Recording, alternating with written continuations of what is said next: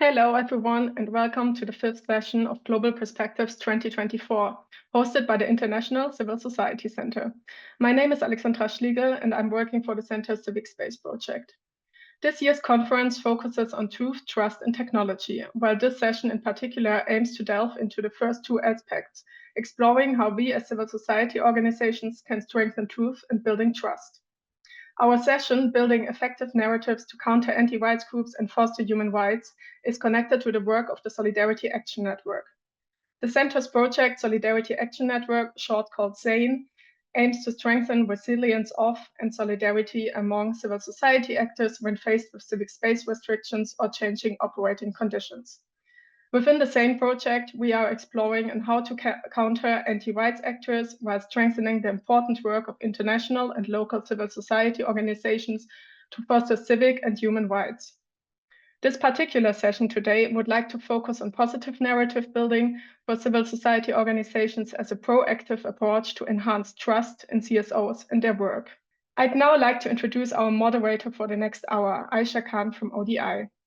Ayesha is a senior research fellow at the Gender Equality and Social Inclusion Program at ODI. She has over 30 years experience as a gender and development researcher and is currently studying how feminist movements and democratization processes are impacted by anti-gender backlash.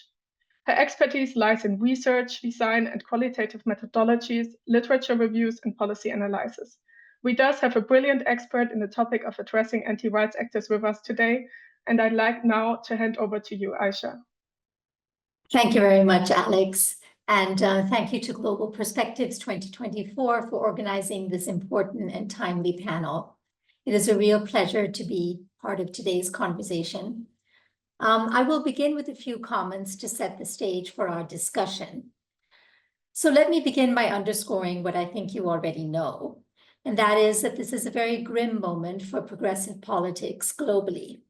Many of us have spent our careers working to build a more just world order, and our sense of a better future was grounded in our belief in human rights.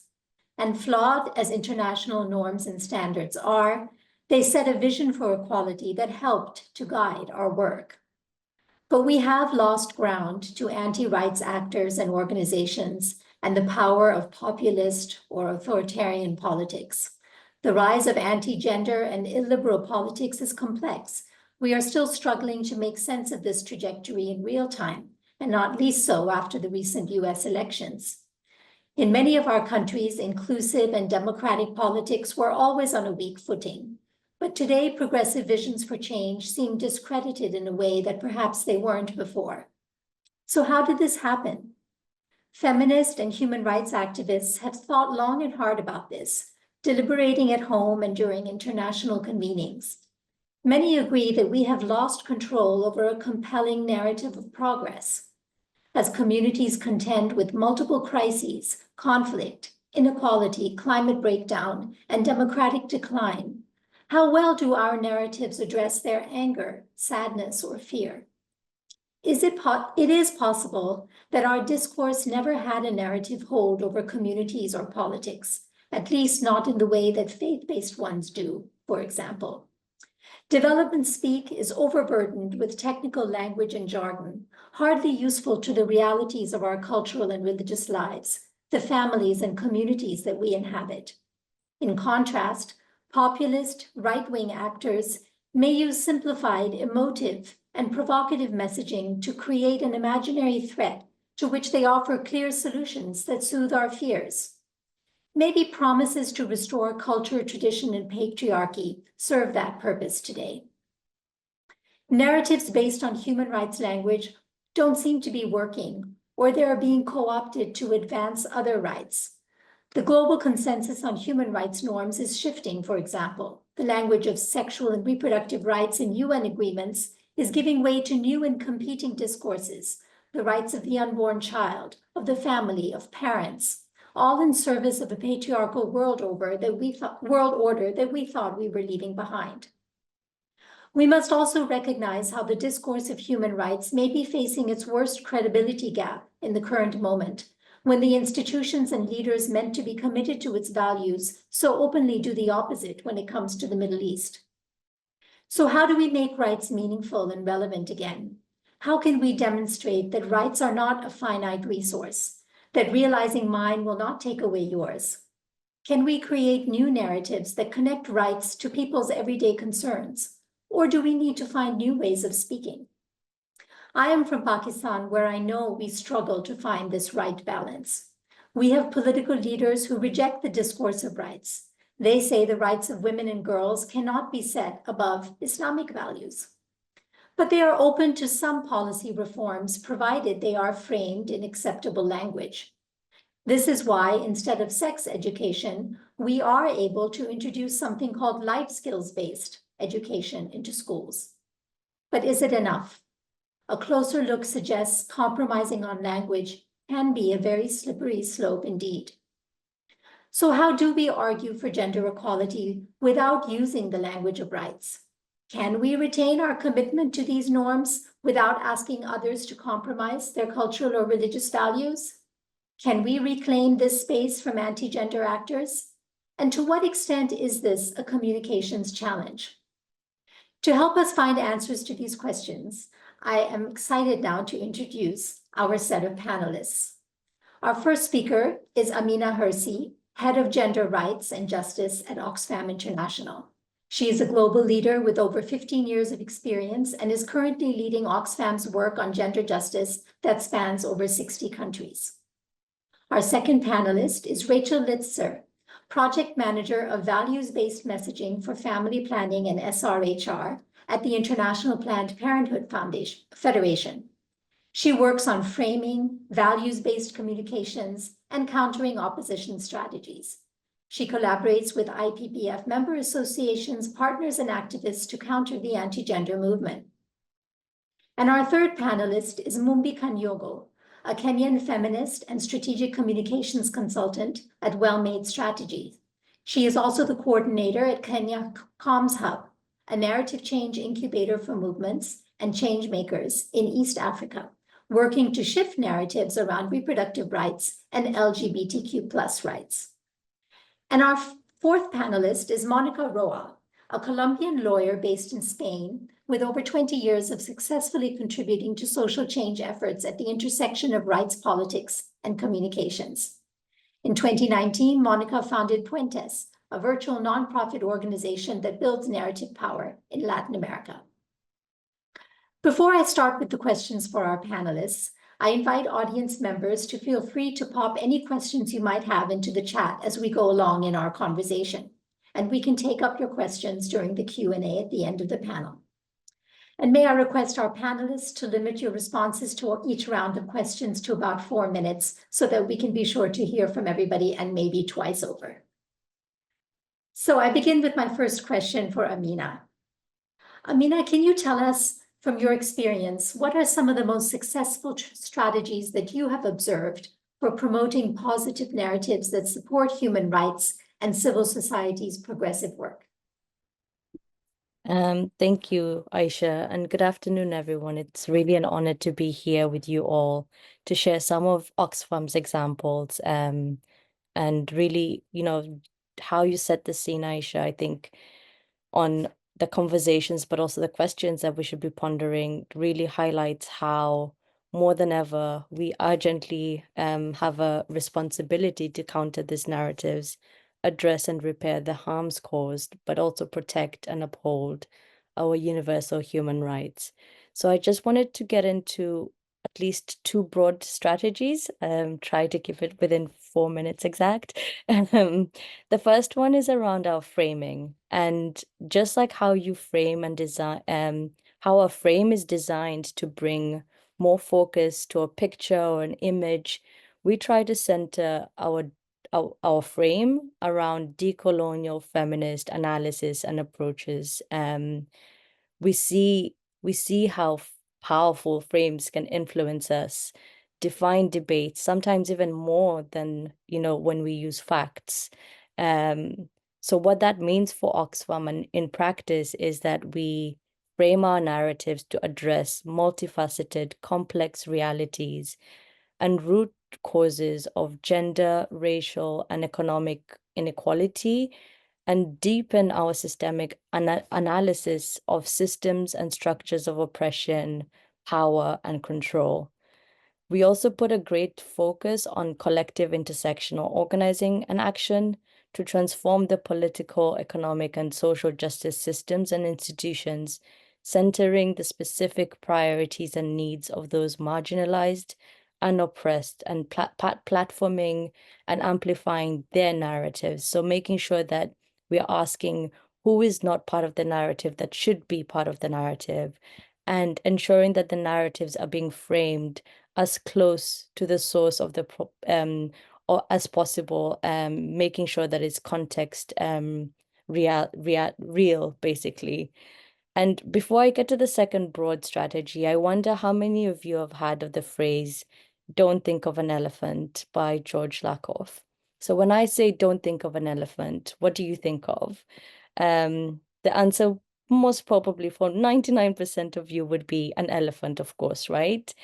And the idea is that if you negate the argument or an argument, you're actually giving that argument more attention.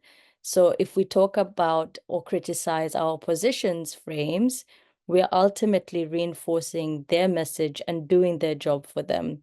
And this comes to the second broad strategy that we explore and apply.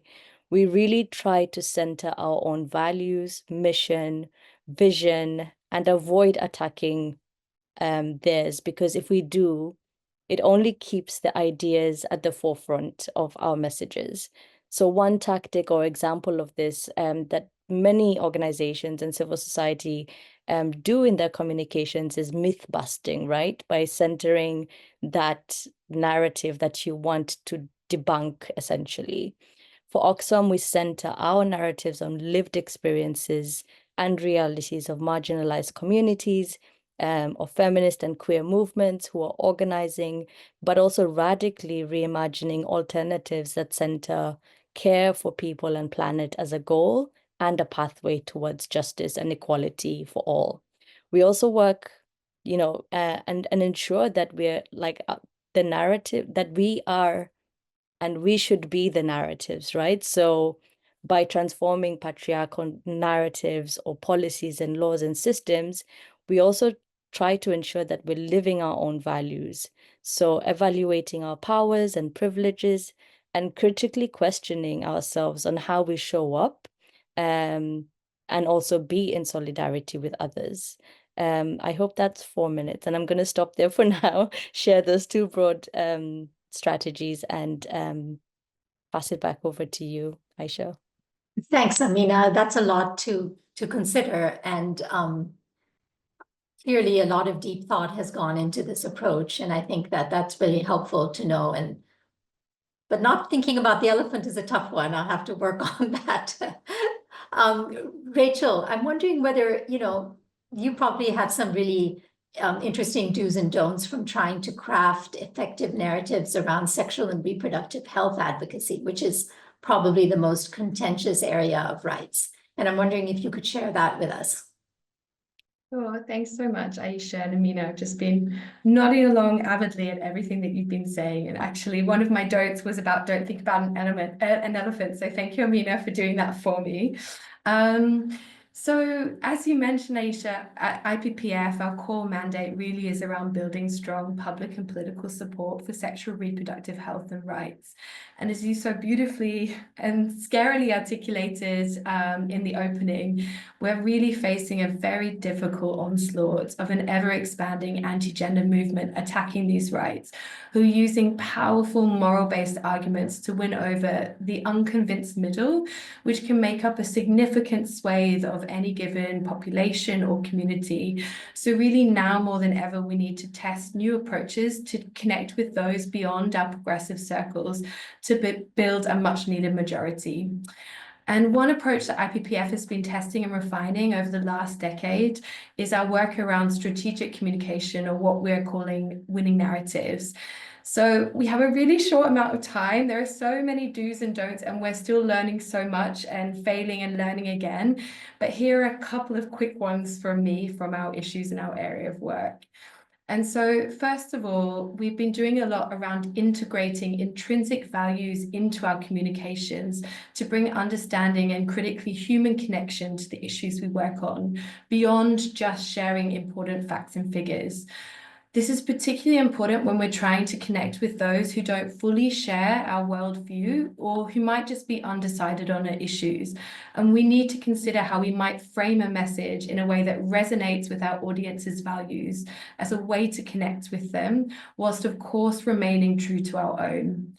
Those we know in the movable middle want to be good people. They want to do the right thing. So when we remind people of the widely shared values they already incorporate into their thinking, we tap into powerful models that guide their thinking about themselves and their political responsibilities. So a very, very simplified tool to talk about values-based communications is perhaps a sandwich model. So we are doing much more now at IPPF about opening our communications with a shared value. And this can span from policy work to public communications. So you want to open your communications with something that is very difficult for anyone to disagree with. So an example in our case would be opening with the shared value around care and compassion for women. So we care about women, we recognize their rights to live a life of dignity and safety. And then follow this shared value with your critical substance, your argumentation, your facts, but also not shying away from sharing what's at stake when, for example, someone's reproductive rights are removed. And end on a moral resolution. So to give people hope that with their support or action, change really is possible and that they can visibly understand and see what that could be. Secondly, we've tried to not be afraid of reclaiming frames that are really valuable to our cause and that we fundamentally care about. So there are some frames that the opposition has co-opted related to our issues that are just too powerful to cede to them. So for example, we've been doing a lot of work around reclaiming the frame of life. So we don't talk about our opponents as pro-life, but rather as anti-rights. And when promoting, for example, abortion rights, we talk about promoting safe reproductive lives. We think it's both necessary and possible for us to reclaim the frame of life by emphasizing how we are not just protecting choices, but we're protecting lives. And as an extension, we're protecting freedom and safety too. So similarly, we're trying to reclaim the family frame as well, which I know Monica is going to talk a lot about, in promoting a more inclusive and loving conceptualization of family. And on the don'ts, yes, I totally agree. Myth busting and negating our opponent frames is something that is really easy and we all are guilty of and we want to do, but instead we need to put a focus on putting out a new message which presents our argument powerfully rather than proving others wrong by repeating theirs. And lastly, I'll add another one in there for that, not assuming knowledge about the audiences that we're speaking to. So we get to a second question, I might talk about this a little bit more, but really important to step into the shoes of the audience that we're trying to speak to understand what drives them, their perceptions on our issues, and to develop and test messages with them to see what resonates and what doesn't, because quite often what we assume they might think about our issues might not necessarily be fully accurate. Thank you. Thanks, Rachel. I mean, from what I hear you're saying, it sounds like we really have to start from a position of listening carefully to the people we want to work with and hearing them rather than thinking that we are speaking at other people about something that we don't want to come across as knowing something different or better than. I'm wondering, Mumbi, if you can talk a little bit about maybe some approaches that you might have experienced with working in East Africa that might have bridged a gap potentially between, say, an advocacy NGO and the citizens or the communities that it's working with. Yes, absolutely. And thank you so much for inviting me into this space. It's really lovely to see people I know and have engaged in other spaces. So it's good to see that we're working together, we're collaborating and sharing approaches. I think often our space is too siloed, so it's really lovely to be here.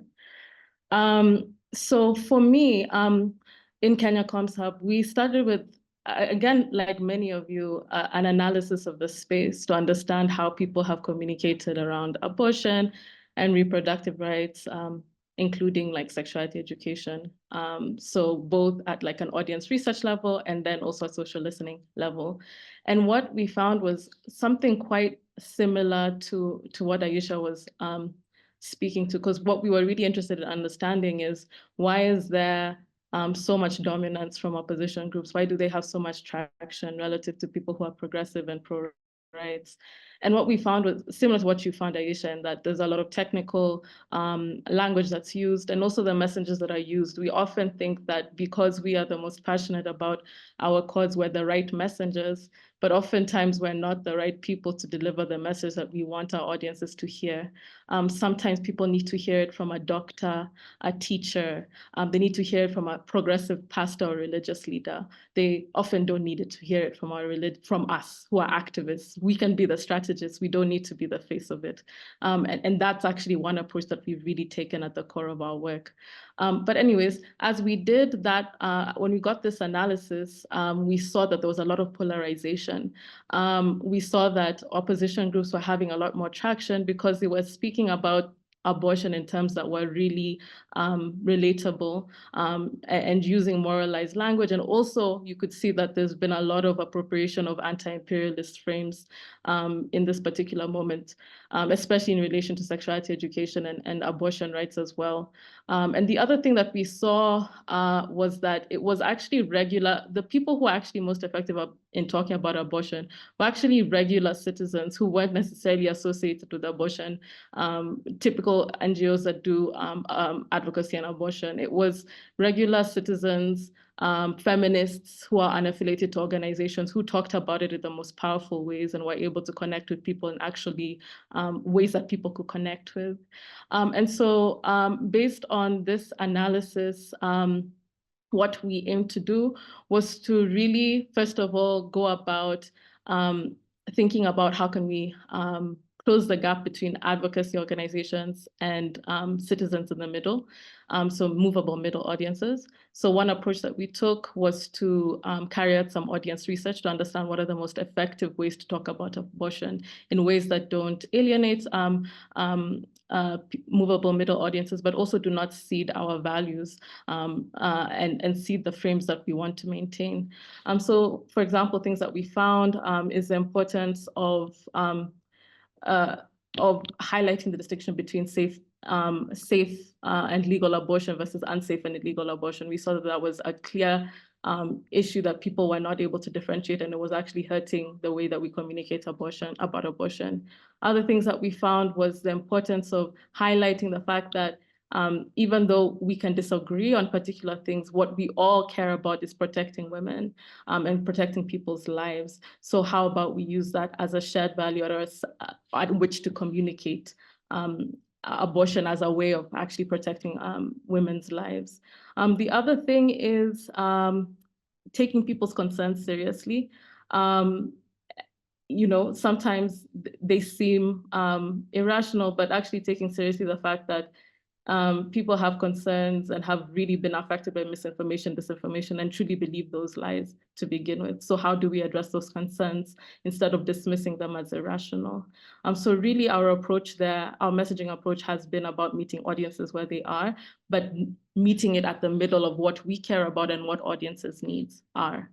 The other approach that we've taken is really partnering with messengers that we think would be really effective. So I mentioned we partnered with doctors, community health workers, teachers, and really train them in our audience messaging research so that they can be effective messengers on our behalf. But in the digital space, what we've been working with is a lot of micro-influencers. So people who have previously been working on things like healthcare, parenting, people who do content on children, on even things like self-care and mental health, and really working with them in order to connect with audiences that we typically wouldn't be able to connect with in the past. And we found that to be quite effective. Other things that we've been doing with the advocacy sector has been about, and I'll mention it I'll talk more about it when we talk about challenges, but one particular issue has been articulating the difference between advocacy and strategic communications or narrative change work. There's often a conflation that makes it difficult for people to see communications as something that you need to develop skills in. and also invest in. So we've really done a lot of work in the sector around clarifying the distinction, and then also training communicators who are within advocacy organizations, so people who often do something similar to corporate communications, in increasing their capacity to be able to do narrative change work using our audience research. We've had brilliant speakers, for example, Monica, come and speak about the importance of communications work and narrative change work, in addition to public interest and advocacy work, not in opposition, but the two cannot happen without communications work. So we need communications work in order to safeguard our wins and our gains at public interest and advocacy levels. And we've seen that changing people's approach within organizations is a more sustainable way than creating whole new initiatives that are focused on communications. If we can all shift our approach towards values-based messaging and to actually considering movable middle audiences, then there's a larger chance of us strengthening our movements in the long term. So I'll stop there. Thank you. That's really fascinating, the idea of, meeting the audience halfway, or meeting the communities that you work with at a shared common ground, and finding a way to frame the message that is based on shared and common values rather than an us and them framing.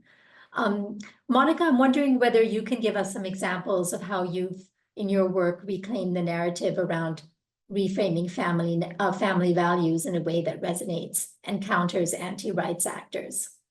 Yes, and thank you so much for the invitation. I'm very happy to be here. We're clearly aligned. I'm very happy to speak after these wonderful women, because I agree with all the points that they have offered. And I think what I can present is how we have implemented many of those suggestions into the concrete example of developing an alternative narrative around families. So the first thing was understanding what were our strategic goals with this. First, we wanted to dispute the monopoly of that antagonists have historically had with the discourse around families. And those of us that have done work at the UN are probably familiar with them even having family in the names of their organizations. And I remember myself thinking, like, that's their issue. We don't talk about that. So recognizing that they have been successfully instrumentalizing the discourse, and that we certainly have to think about how we can do it in a way that resonates with our values and our agendas. So first, we want to dispute their monopoly of the discourse. Second, we want to engage. I like to call them flexibles instead of the movable middle. I think it recognizes more agency on their part. So we want to engage flexibles. We know that the family framework is important for them. And we just want to show our agendas under that light. And the third strategic goal is that we want to continue advancing our agendas, like all the agendas of human rights, gender justice, social justice, etc. In fact, one of the things that I like very much about the families framework is that many of our agendas converge. We can talk about women's rights, children, LGBT, housing, health, education, environment, elders, etc., etc., etc. So it's a very useful framework to build a larger us, as opposed to the us versus them that you just mentioned. The second component was audience research. So we did an exercise of deep listening to understand who the flexibles were. And once we identified them, we helped focus groups to explore whether they were open to updating their idea of families. And we found that, yes, they very much were open to our agendas, but they needed validation of their nostalgia for the family that they grew up in. So that was our most important insight. Then we invited a range of organizations from all these different movements that I just mentioned before. And I have to say that in my 25 years of experience, I had never been able to sit at a table with people from so many different movements. So this really was valuable in more than one way. And I think this is a footnote, one of the things that I always think about is how easy it is for authoritarians and anti-rights groups to see us all as part of the same team, but we rarely recognize ourselves as part of the same team and not even behave that way.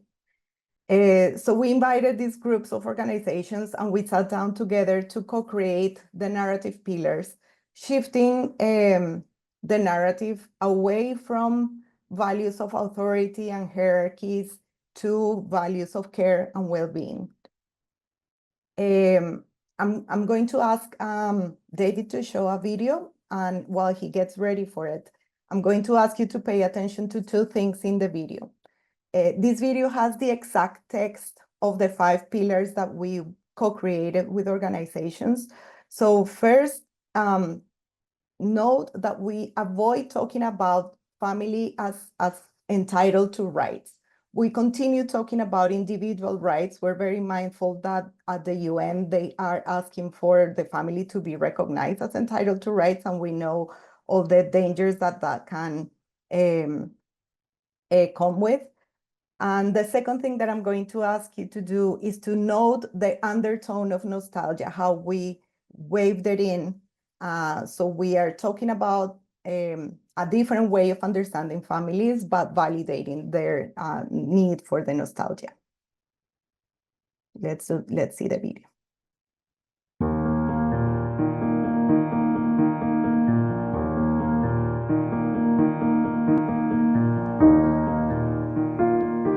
Reconocemos todas las formas de familias como grupos de personas unidas a través del amor, el apoyo, el cuidado y la responsabilidad. Promulgamos que lo importante no es su configuración, sino que las relaciones familiares sean sanas y busquen el bienestar y el desarrollo del proyecto de vida de sus integrantes.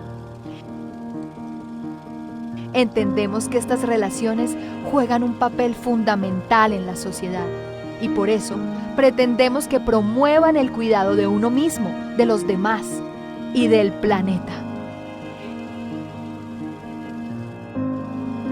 Exigimos al Estado que garantice los derechos, recursos y herramientas que necesitamos para construir relaciones familiares saludables de manera libre y responsable.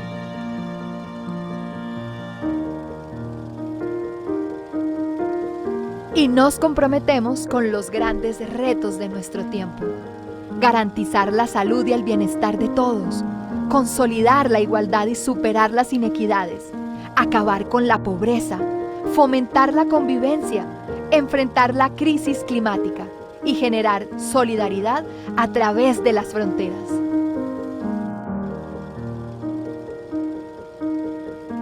Somos familias ahora, familias de hoy, por el mundo del mañana.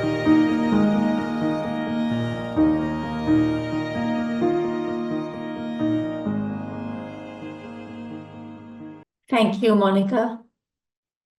Thank you. That was really fascinating to see, and I can see how you were some of the pointers that you guided us to before showing us the video were helpful to understand how you strategize there in developing that.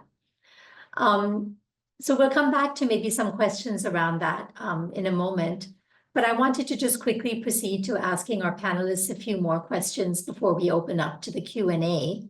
And I'm wondering whether, Amina, you might be able to give us your thoughts on, you know, we've spoken a little bit about how CSOs work with communities and how, you know, developing insights that are really based on the perspectives of communities is informing CSOs.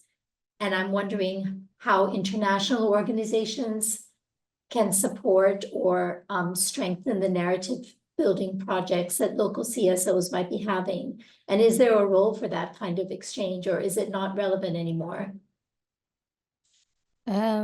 So for us, I think this is literally how we work. And I would preface this with actually saying collaboration, collective resistance, solidarity are the antidote for anti-rights narratives. Oxfam is a global network that is locally rooted, but also interdependent with other civil society organizations. We build solidarity and connect with people across borders and regions, around the world. So for us, it's really important to work together, to understand our different roles, and just hearing from all the other different speakers, highlighting the different examples of whether it's, stakeholders and the various and differentiated added values, where we could leverage on each other's strengths, build stronger cross-border solidarity in our narratives, whether it's through campaigns, communications, mobilization, knowledge and evidence production, but also advocacy and policy change, right? And more we're seeing also the need for that, like integrating security and risk management and mitigation mechanisms. So that's, for me, it's really important. We also understand, like, as INGOs personally, we have a greater responsibility to redistribute power and resources to intersectional, feminist, and LGBTQI organizations, especially in the global South. But also recognizing that each context has differentiated needs and priorities. So what we must do is recognize that narratives are not created from scratch, right? Like, so we cannot do simple things like 3-day workshops, or these are rooted in people's lived experiences. They emerge within social movements and collective resistance, and making sure that we're able to partner with local civil society in their own terms, providing aspects of like long-term funding and support goes a long way, to ensure that local civil society are part of the global movement, can be able to connect to the emerging narratives, while sharing power to amplify those narratives. And just lastly, I think there's also a very important role for convening space around healing, care, but also learning. And by doing this, we're able to understand best practices. This is a very good example of a space like that, of hearing from different people who have done this, and understanding what can work in my context or not. Because truly, within that global movement, only through critical mass are we able to transform, uphold, and protect our universal values and human rights. So I would say there's many things for us to learn, but there's a very big need for us to come together and build community with each other as much as possible. Thanks, Amina. I've noticed that, many of you have commented on sort of the emotional undertow of the work that we do, whether it's trying to communicate and appeal to emotions, or whether it's trying to develop a kind of communal emotional space within which we can thrive. And somehow that's really important, I think, to grounding narratives in a way that resonate with people.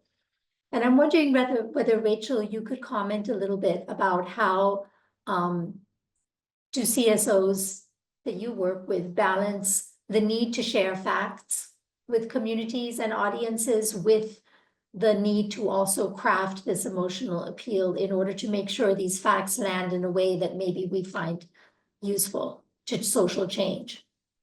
Yeah, thanks so much, Ayesha. So I guess my answer would be here that both are possible to do together.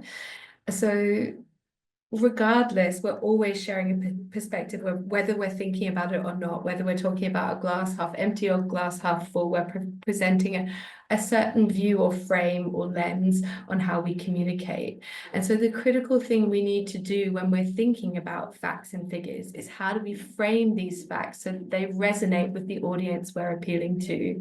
And this is where narrative work and storytelling can really help us. So first, occupying the moral argument by leading with morals that appeal to our audience's values, rather than starting out with just facts on their own. And there's lots of cognitive scientific evidence to back this up, the way in which our brains are hardwired for mental shortcuts and confirmation bias. So placing your facts within a story that appeals to people's social consciousness can really help us here. And in order to do that in practice, I think Monica shared a really lovely example, and also Mumbi was talking a lot about this too, this is where I guess the strategic comes into the strategic communication. So first and foremost, understanding the audience that you're wanting to appeal with and doing some audience analysis, what their perceptions are, their values, their attitudes and beliefs are towards the issues that you're wanting to promote, and finding intersections where they align with your own. And then critically using that information to develop messages that then you can go out and test with these audiences to see what resonates and what doesn't, and kind of test your own assumptions too. And I guess our advice here is any audience analysis and any testing is better than none. So even at a shoestring, even if it's going out and speaking to a few people, even if it's doing a simple poll on Facebook with some messages, it's better than nothing. And it can really help at least inform a direction of travel. So these are some of the practical ways in which I think that we can start building the two and marrying the two together. Thanks, Rachel. I'm conscious of the time here, so I want to quickly make sure that Mumbi and Monica can both answer the last questions. And if I could just request you keep them your answers as short as possible so that we can get Q&A from the audience. But Mumbi, can you speak a little bit to any challenges you've encountered in your work around narrative? And what lessons can we learn about how to navigate some challenges? Okay, I think I'll just shrink it down to 3 challenges. I'd say the first thing is short-termism. I think in the moment that we're in, where there's a lot of attacks from opposition groups and actors, there's a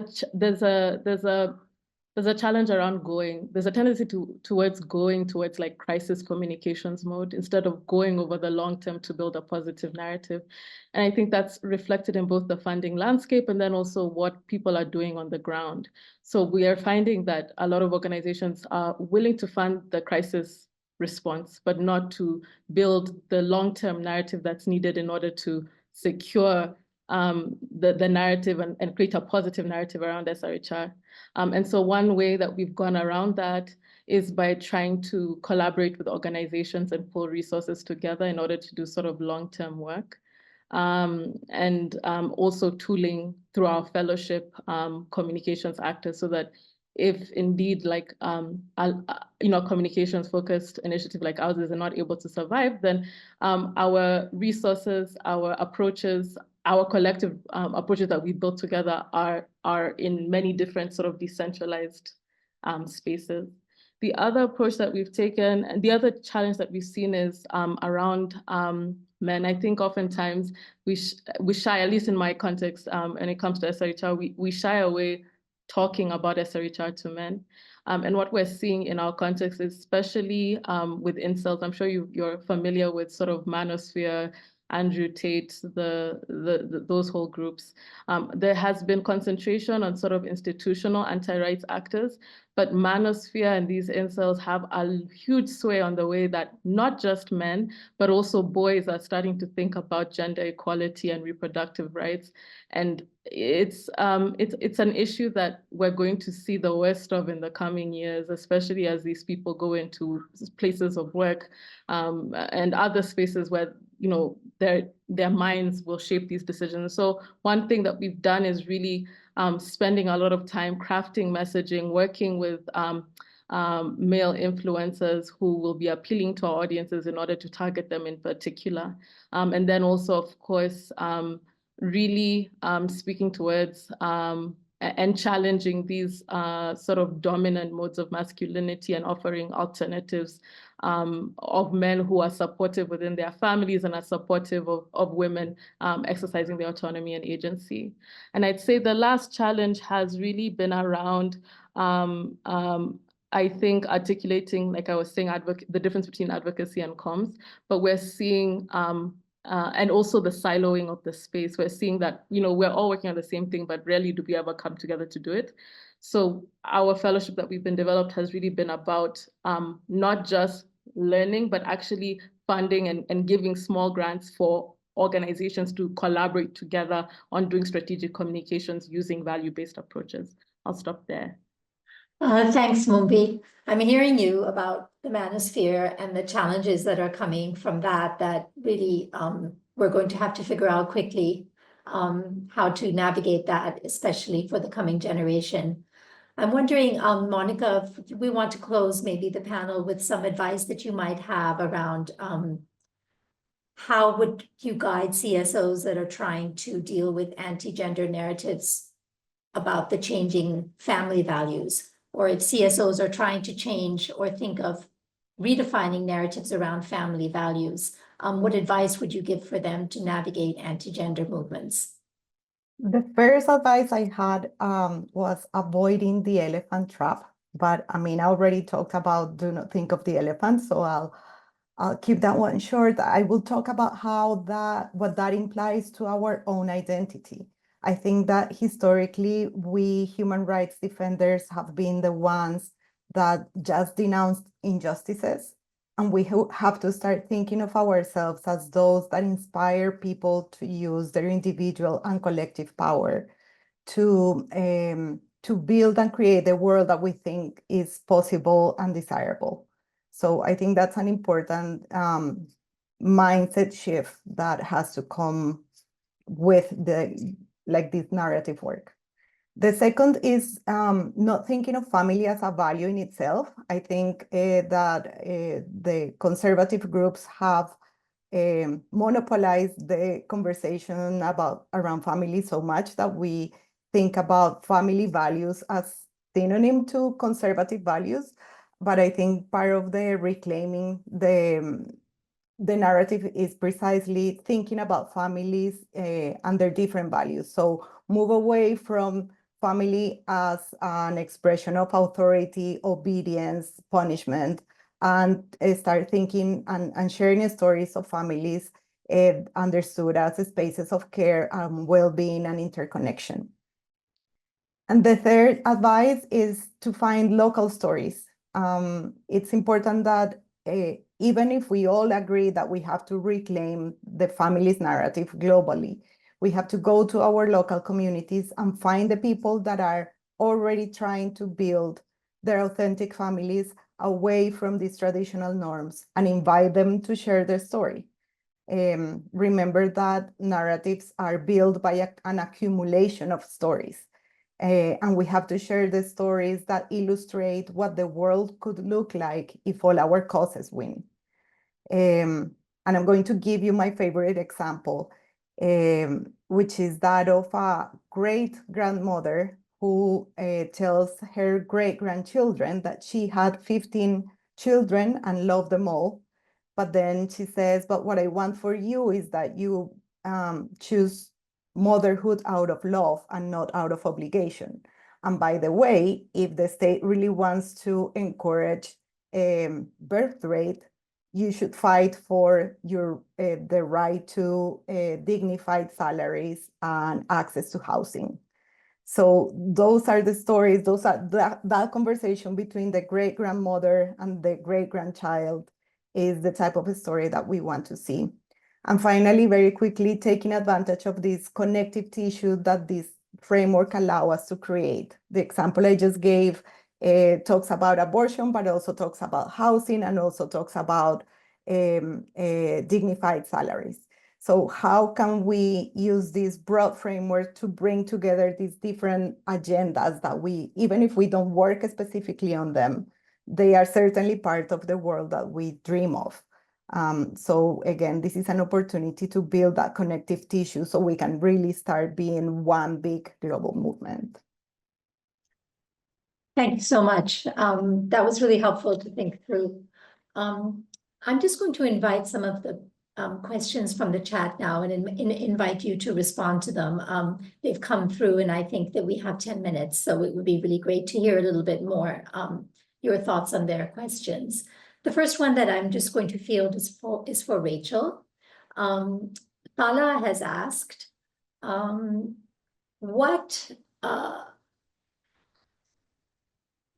when you've mentioned integrating intrinsic values into your communications, can you tell us a bit more about what kind of context you were referring to?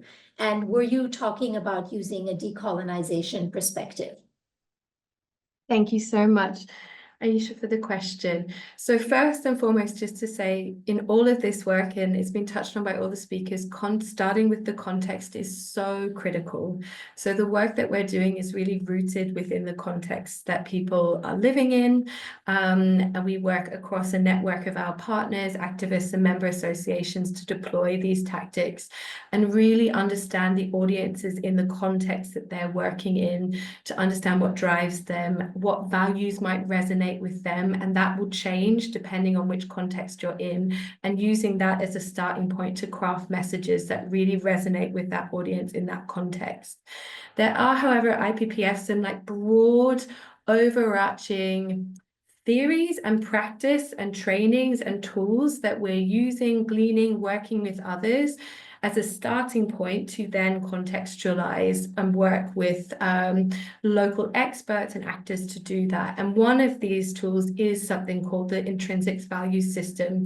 And this is purported on a theory by a cognitive behavioral scientist called Schwartz, and that the whole world or population within the whole world has 10 intrinsic values that has been tested in contexts all over the world.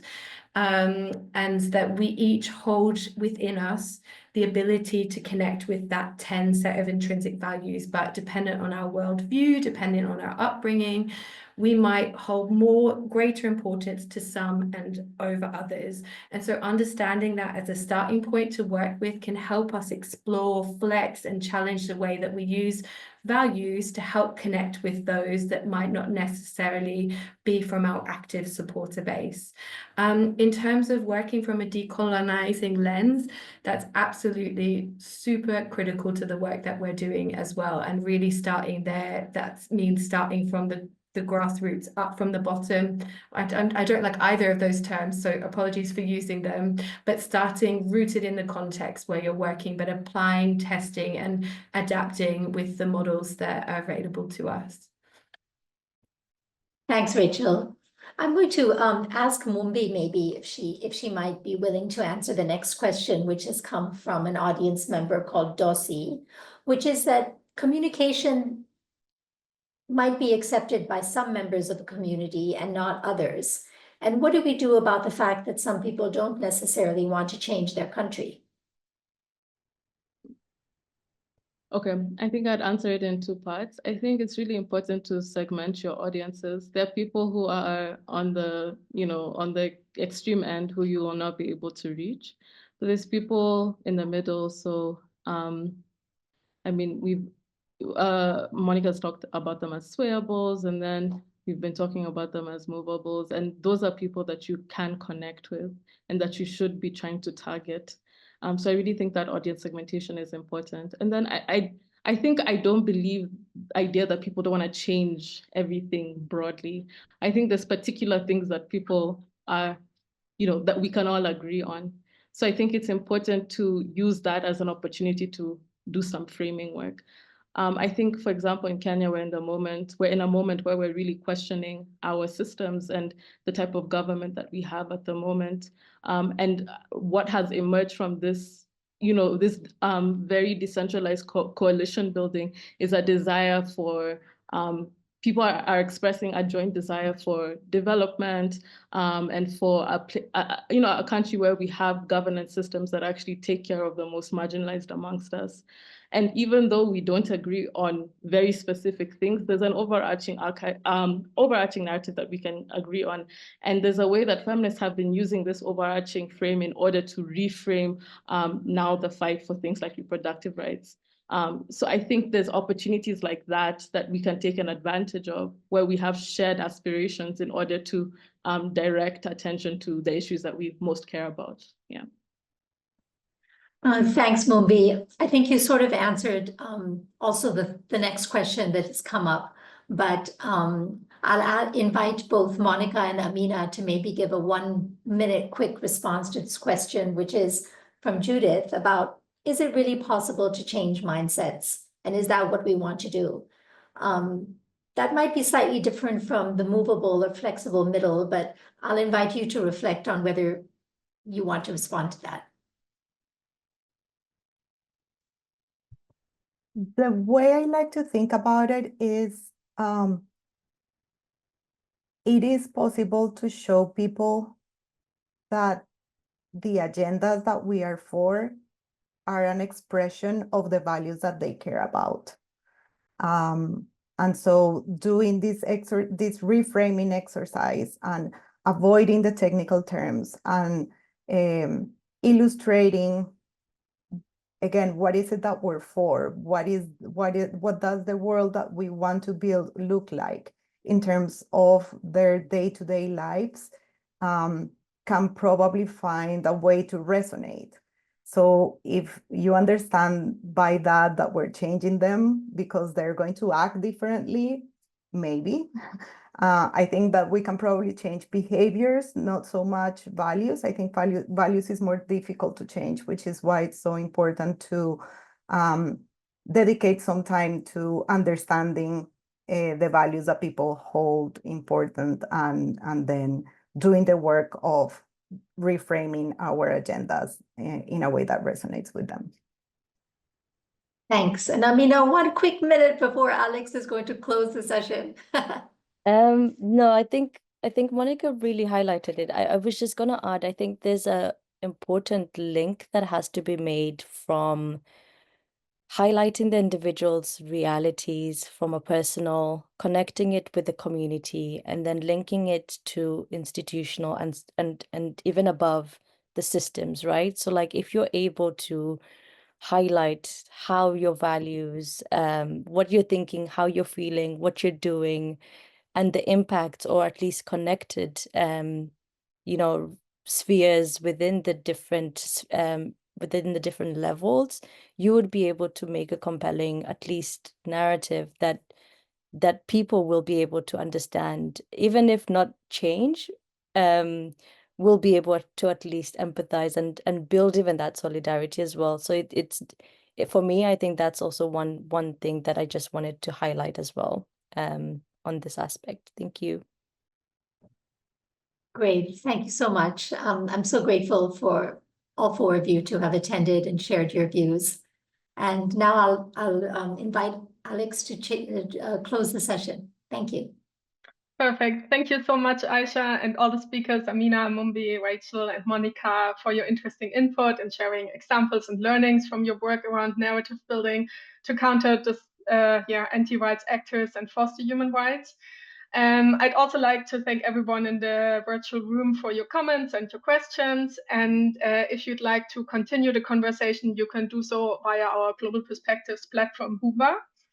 And within the Solidarity Action Network, we will explore the topic of addressing anti-rights actors more closely in the next years. In 2025, we'd like to map effective strategies, remaining challenges and gaps of CSOs to counter anti-rights actors, and would like to engage more in developing new strategies and synergies in this field. So stay tuned for further events and publications. For further resources around this topic, please check out our Sane Resource Hub that hosts a wide collection of hands-on resources, toolkits, and guidelines to counter anti-rights actors effectively.